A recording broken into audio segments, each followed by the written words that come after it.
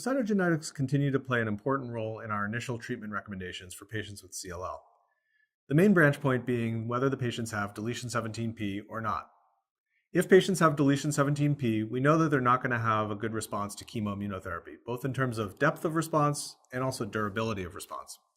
And so these are patients we should be considering for novel agent-based approaches. And right now, the drug that's approved in this setting is ibrutinib.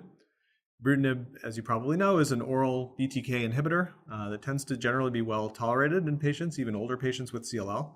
And so for most patients who have deletion 17p, ibrutinib will be the treatment of choice.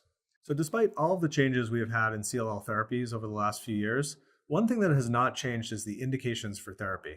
This was recently revisited by the International Workshop for CLL in 2018 and published new guidelines about CLL, but they did not change the recommendations for initial treatment.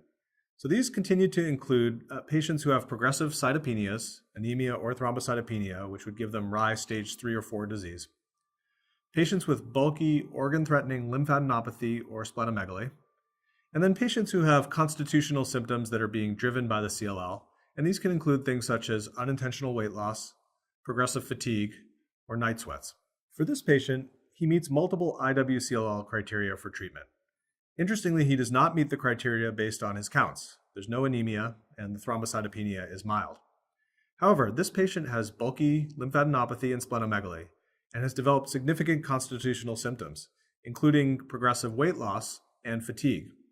It's always important to consider other causes of these symptoms in patients because there are, of course, other malignancies and other causes of these constitutional symptoms.